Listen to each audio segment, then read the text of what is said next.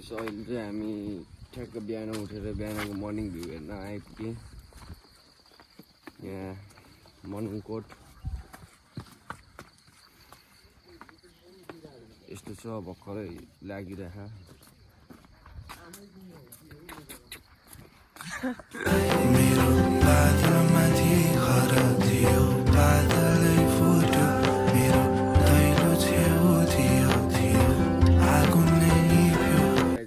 आइपुगिसक्यो यहाँ बादल चाहिँ लागेको छैन। यहाँ हिमालको भ्यू चाहिँ बब्बा लागेको होस्, तपाईँहरूले हेर्न सक्नुहुन्छ। हिमालको भ्यू चाहिँ यहाँ छ। अहिले बादलको भ्यू चाहिँ बिस्तारै बिस्तारै यतातिर आइरहेछ, यताबाट आइरहेछ, बढिरहेछ बढ्न चाहिँ भ्यू।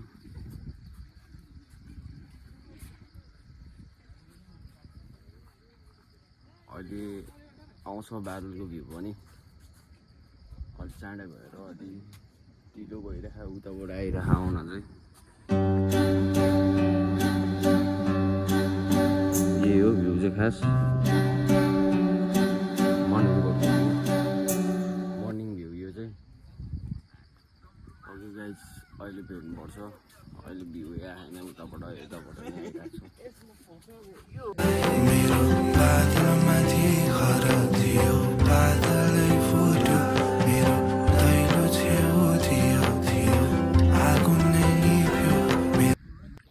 सो गाइस, हाम्रो चाहिँ भ्यू पर्खिँदा पर्खिँदा दिनै जाला जस्तो छ। अब चाहिँ छैन, अरे सक्यो अब। अरे अरे बेकार आयो जस्तो भयो यार। उहाँ दार्जिलिङबाट आयो, हेर्नै पाएन। के हो त्यो? उहाँ छ ए हेरेर इच्छा बुझाइरहेको अनि केटा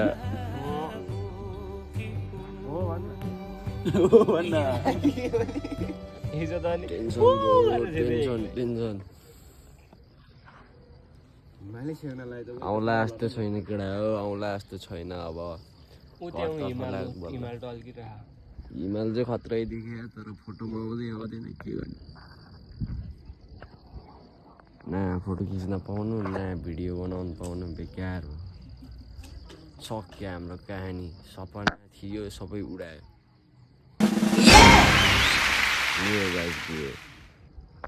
मर्निङ कोट भिडियोमा त हामफाल्दी जस्तो देख्थ्यो बादलमा। यहाँ छैन। सक्यो सबभन्दा सबै।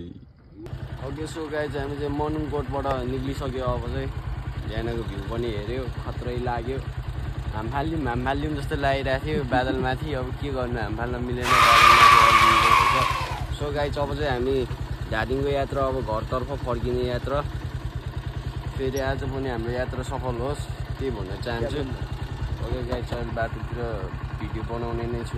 ओके सो गाइस, हामीले अब माथिबाट मर्निङ कोटबाट आएर पनि यहाँ दमौलीमा साझा खायो र बाइकको अलिकति ब्रेक फेल भइरहेको थियो, खुट्टाको ब्रेक। डिस्प्याच पनि फेऱ्यो, डिस्प्याच सक्छ रहेछ, जे भएर रहेछ।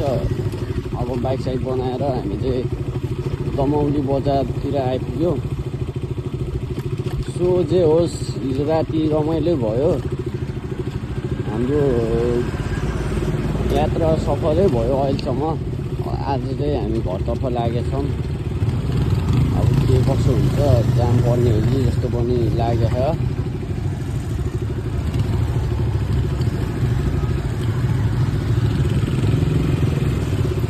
सो गाइस, अब चाहिँ हामी यहाँ मुगलिङ पुल आइपुगिसक्यो। मुगलिङ पुल आएको यहाँ फोटो खिचेर अब चाहिँ फेरि धादिङतर्फै लाग्नेछौँ हामी। घरमा चेकिङ चाहिँ छैन। अब यता चेकिङ छ कि भन्ने डर छ, यसलाई चाहिँ अलिक डर लागिरहेको अरे। अब यो दुइटा अब चेकिङ पऱ्यो भने चाहिँ टिकट काटेर जाने होला। यत्रो लङ राइड आउँदा पनि बिलबुक सहित नपुगी आछ, यो र मात्रै चलिदिने हो।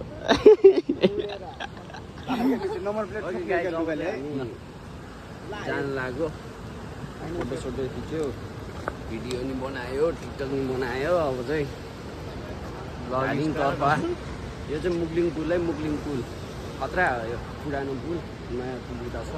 यो चाहिँ पुरानो पुल हो, नयाँ भन्दा पुरानै सही छ, तर गाडी साडी आयो भने बाइक साइक आयो भने पुरा भूकम्प आउँदो रहेछ अलिक गम्भीरै रहेछ बस्न चाहिँ डर लाग्दो यस्तो पल छ फेरि मोबाइल छिल्ला कि भन्ने डर अघि धन्न नसिधै झरेर राम्रो छ तर यो मुग्लिङ पुल ओके गाइस अब चाहिँ हामी जान लाग्यो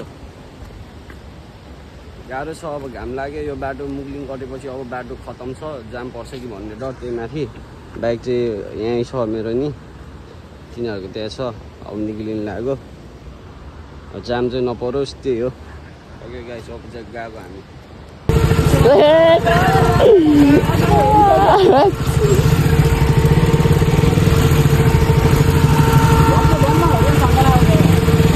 रेस त हो नि बनाइरहेको बेला भागेर हो त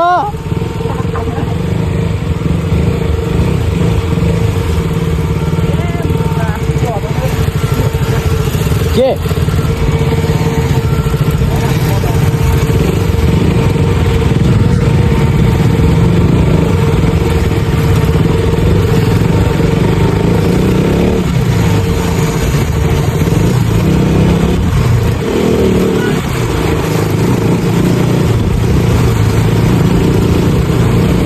मेरो चाहिँ मैले खुबको चाले पुग्ने रेस भइरहेको यहाँ जाममा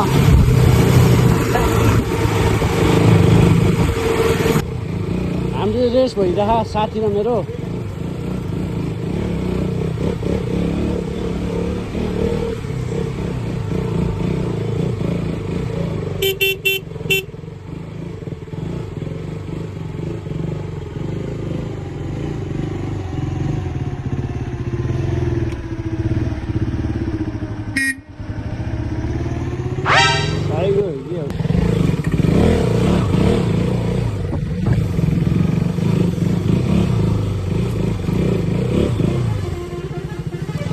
तिनीहरू कहाँ आइपुग्यो होला त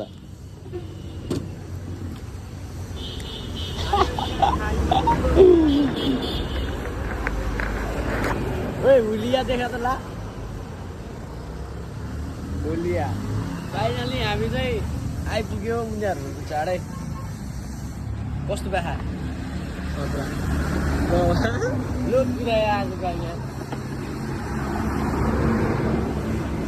1 किलो धुलो आउँछ आइपुग्यो हामी नुहाइदिए गरेर बसिसक्यो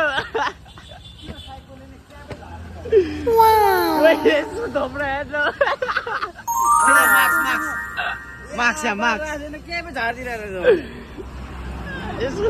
चाहिँ डमुरे चाहिँ हो मास्कको हालत नभए त हामीले जित्थ्यो नि उनी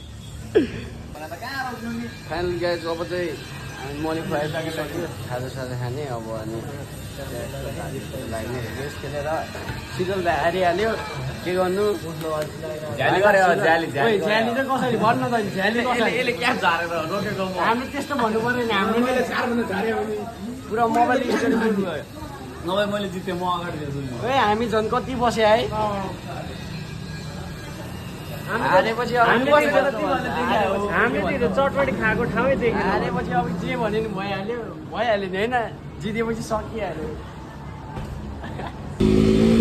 अब चाहिँ हामी यहाँ धादिङ बेसी पार गरिसक्यो बाइक साइड पनि यहाँ धादिङ बेसी आइसक्यो अहिले चाहिँ हामी हाम्रो राइड चाहिँ सेफ भयो जे होस् घुमघाम यताउति सबै सेफ भयो रमाइलो पनि भयो सो गाइड त्यही हो अब फेरि भोलि गाउँ जाने जिम्मा गाउँ गएको हालिहाल्नेछु आजको यात्रा चाहिँ यहीँसम्म थियो सो गाइड 2 दिन भयो घुमेको रमाइलो भयो जे भयो नि 2 दिनको यात्रा राम्रो भयो त्यही म खुसी छु राम्रो यात्रा भयो बाइकले दुःख दिएन खासै एकचोटि ब्रेकै फेल भएको हो अघि बनाइ पनि सक्यो धादिङ बेसी आइपुगिसक्यो हामीले यहाँ धादिङ बेसी पुऱ्यायो यहाँ आइपुगेपछि धादिङ बेसी आइपुग्यो धादिङ बेसी पार हानिदियो धादिङ बेसीमा दसैँ लगाइरहेको दसैँ अहिलेसम्म